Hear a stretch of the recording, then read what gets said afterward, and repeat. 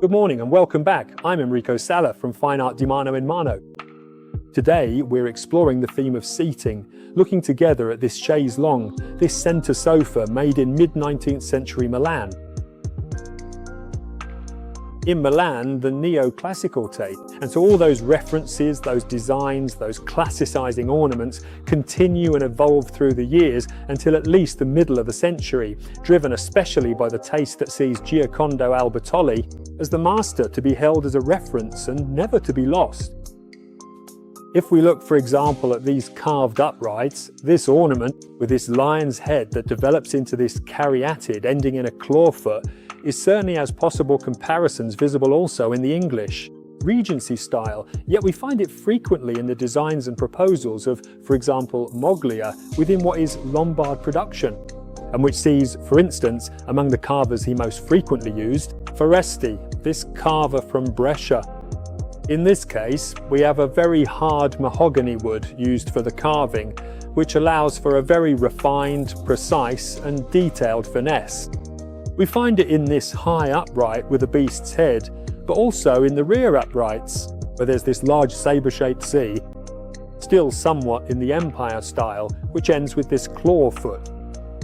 The same designs are repeated in the back legs, because this is a centre sofa, a chaise longue that was placed inside, in the middle of a room, and it's typical of 19th century furniture taste, when furniture is no longer just for display, especially seating that was designed and studied to be placed against walls.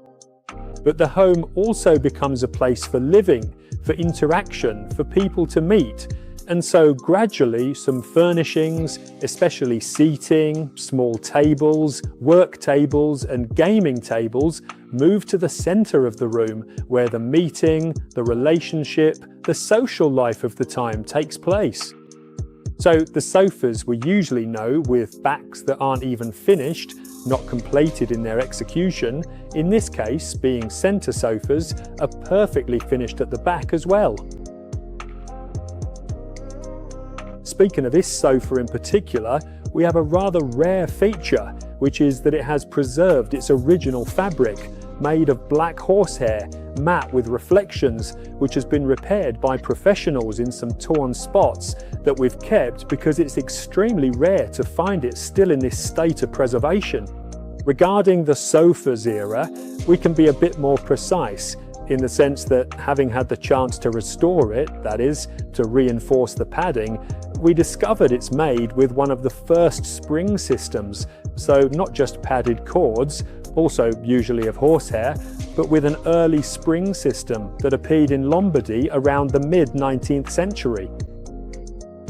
The most likely hypothesis is that this workshop, even in the mid-19th century, worked with this very archaic style that we've seen indeed in Lombardy, especially Milan, persisting until the middle of the century.